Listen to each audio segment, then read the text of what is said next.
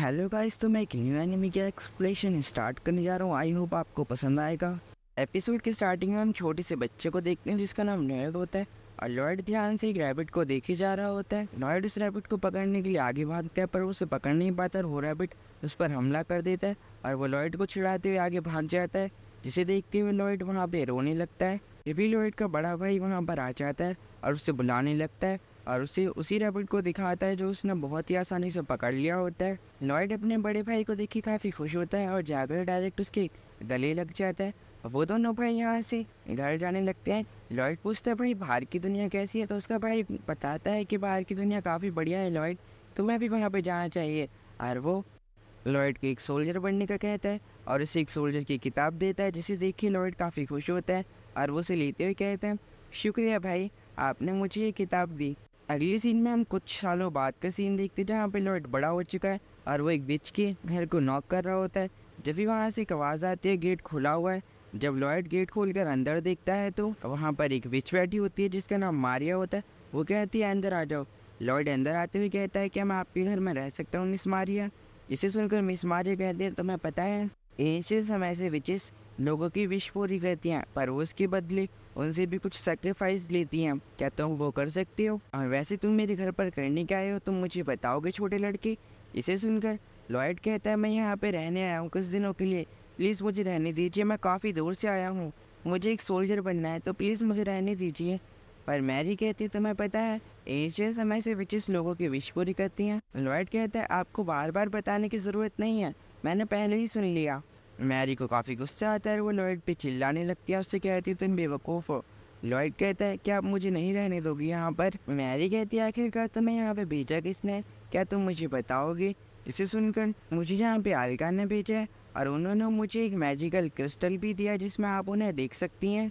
Mary हैरान होती कहती है क्या कहा ये क्रिस्टल, ये तो वही होना चाहिए। और जब यहाँ पे अलका आ जाती है वो कहती है मैरी तुम आखिरकार कैसी हो? और अलका कहती है मैं तुम्हारी मास्टर अलका हूँ। जिसे सुनकर वो उनके सामने झुक जाती है। मैरी अलका से माफ़ी मांगते हुए कहती है मैम इस बार मुझे मौका दीजिए, मैं एकदम ठीक हो जाऊंगी, मैं कोई भी गड़बड़ नहीं करूँगी प्लीज़, और मैं इसे भी अपने साथ रखूँगी।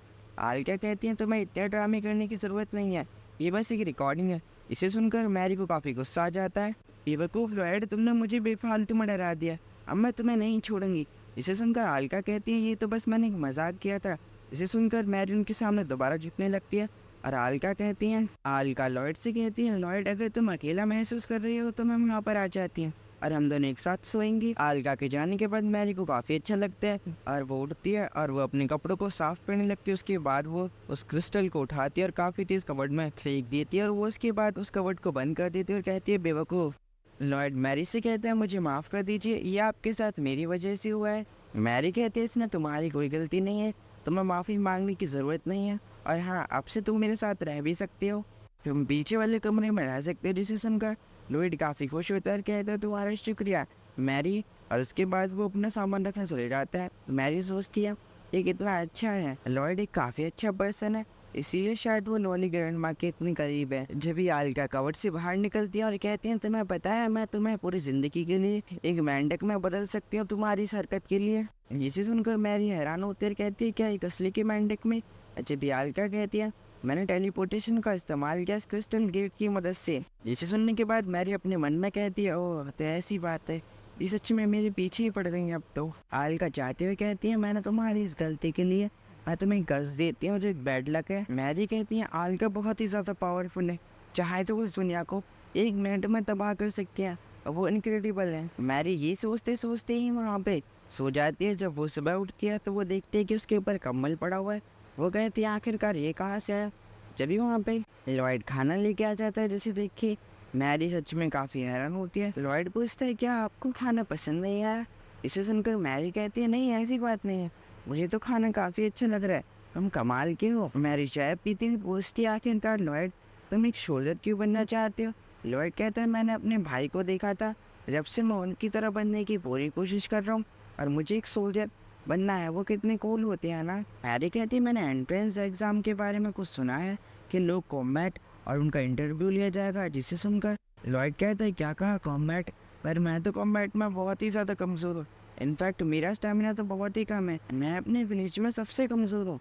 जब भी मैरी कहती है क्या कहा तुम क्लोन से आए हो ना, तो यहाँ से क्लोन तो काफ़ी दूरी पर होगा, तुम मार्सिंग में आ पाए हो ना, तो तुम ज़रूर ट्रेन से आए होगे। पर लॉयड कहता है नहीं, मैं यहाँ पर भाग के आया हूँ। इसे सुनकर मारिया कहती है नामुमकिन है, तुम भाग कर नहीं आ पाओगे। लॉयड कहता है हाँ मैं भाग कर आया था, मेरा स्टेमिना सच में बहुत कम है, क्योंकि मेरे दादाजी का स्टेमिना बहुत ही ज़्यादा था, क्योंकि वो सिर्फ यहाँ तक 2 दिनों में ही आ जाते थे। मारिया कहती है क्या कहा इतनी जल्दी, ये तो बहुत ही बड़ी बात है।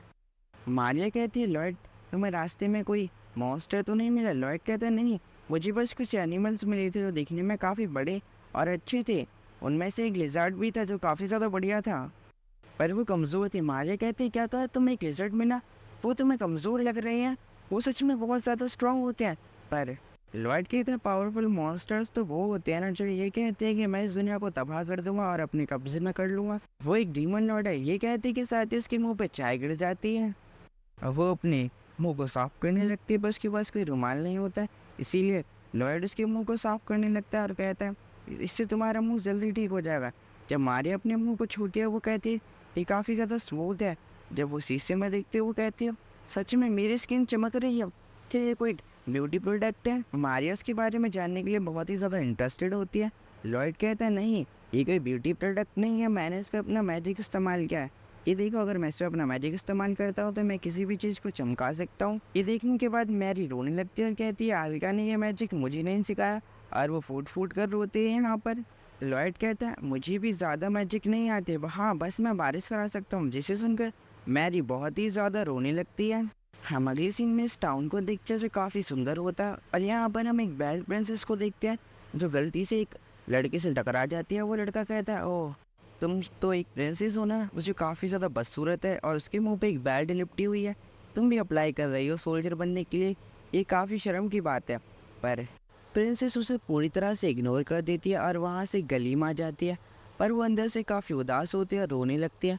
पर जब भी वहाँ एक बहुत ही बड़ा मॉन्स्टर आकर उस पर अटैक कर देता है, प्रिंसेस उससे बच जाती है, और वो मॉन्स्टर गुस्से में होने के कारण उसके ऊपर एक और पावरफुल अटैक करने वाला होता है। प्रिंसेस उससे काफ़ी डर जाती है। अचानक से ही लॉयड उसमें 2 किक मारता है और उसे उठाता है बहुत ही आसानी से और बहुत ही तेज हवा में फेंक देता है काफ़ी आसानी से। लॉयड कहता है आखिरकार मैंने एक और कीड़े को सिटी से कम कर दिया, और वो कहता है क्या आप ठीक हो? प्रिंसेस उसके हाथ को आगे देखकर उसे अपना हाथ बढ़ा देती है। लॉयड उसे उठाता है और कहता है आप थोड़ी गंदी हो गई हो, तो क्या मैं आपको साफ़ कर दूँ? और वो उसके कपड़ों को झाड़ने लगता है, उसके मुंह को साफ करने लगता है। और लॉयड कहता है मुझे जाना होगा तो आप अपना ध्यान रखिएगा। वो लड़की कहती है मेरा नाम सलेन है, और आपका नाम क्या है? मेरा नाम लॉयड है, आपसे मिलकर मुझे काफ़ी खुशी हुई, अभी के लिए गुड बाय। सलेन वहाँ से लॉयड को जाते हुए देखने लगती है और वो शर्माने लगती है। अगले सीन में सलेन कहती है वो लड़का कितना हैंडसम था ना, और उसने मुझसे अच्छे से बात की, अगली बार जब मैं उसके सामने जाऊँगी तो मैं मेकअप करके जाऊँगी। वो सच में काफ़ी बढ़िया था दिखने में। पर जब भी उसे याद आता है सलेन कहती है मेरे मुंह पर तो ये बेल्ट लगी हुई है जो एक कर्ज है, मैंने जब तक नहीं हटा सकती जब तक मैं किसी ताकतवर इंसान से नहीं मिलती, और जब ये मेरा कर्ज पूरी तरह से ख़त्म हो जाएगा। और ये सोचने के बाद वो काफ़ी ज़्यादा रोने लगती है। सलेन कहती है क्या मैं इन बेल्ट को खोलने की कोशिश करूँ? और जब भी सलेन उस बेल्ट को खोल देती है और वो उसके मुँह से आराम से हट जाती है, जिसे देख के सलेन हैरान होती है और वो सोच के शायद ये लॉयड की वजह से हुआ है, हाँ वो सच में काफ़ी अच्छा है और वो ताकतवर भी है। और हम अगले सीन में देखते हैं लॉयड मैरी से कहते हैं मैं शॉपिंग करके आ गया और मैं आपके लिए भी कुछ लाया हूँ मिस मैरी। और वो मिस मैरी को वो दिखाता है। मिस मैरी उसे देख के कहती हैं क्या ये तुम मेरे लिए लाई हो लॉयड? लॉयड कहता है हाँ ये मैं आपके लिए लाया हूँ, ये मुझे अच्छा लगा था। लॉयड तुम्हारे शुक्रिया ये मुझे देने के लिए।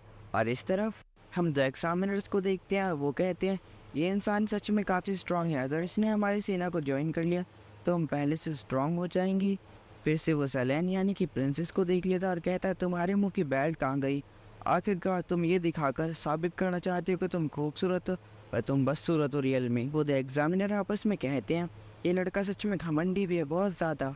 हम रियो नाम की लड़की को देखते हैं जिसने कि लॉयड का ऑरा महसूस कर लिया होता है जो काफ़ी ज़्यादा खतरनाक होता है, और वो उससे काफ़ी ज़्यादा घबरा रही होती है और वो लॉयड को एक टक देखे जा रही होती है। रियो वहाँ से भागने की पूरी कोशिश करती है पर वो हिल नहीं पा रही होती है।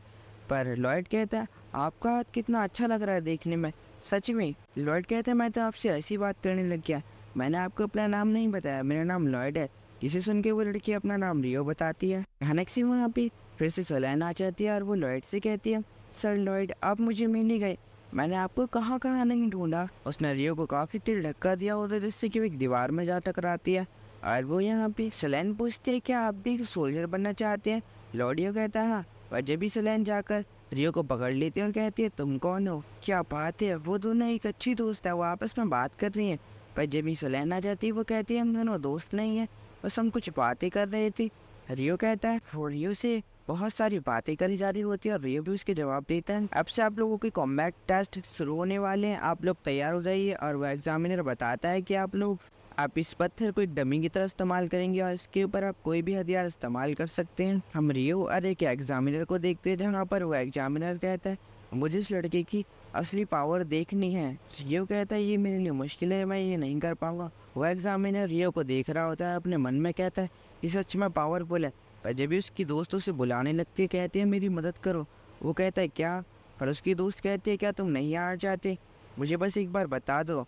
वो कहता है नहीं ऐसी बात नहीं है, मैं आ रहा हूँ, मुझे शायद इस पर से ध्यान हटाना चाहिए और मुझे बाकी कैंडिडेट पर भी ध्यान देना चाहिए। हम मैरी को देखते हैं जहाँ पे अलका भी आ जाती है। वो कहती है तुम चाय पी रही हो, और वो उसके पास बैठ जाती हैं। और वो कहती हैं कि आज तो शायद अलका अपने साथ एक कप भी लेके आई होती है, वो उसे निकाल कर कॉफ़ी करने लगते हैं। जिसे देखिए मैरी हैरान होती है और वो कहती है आपको पता है आज लॉडी का टेस्ट है। यहाँ पे हम लॉडी को देखते हैं जो काफ़ी ज़्यादा हैरानी से टेस्ट बोर्ड को देख रहा होता है जहाँ पे कितने लोग पास हुए हैं। वो अपना नाम ढूंढने की कोशिश करता है पर उससे अपना नाम कहीं भी नहीं मिलता और वो काफ़ी निराश हो जाता है और उस बोर्ड को देखता रहता है।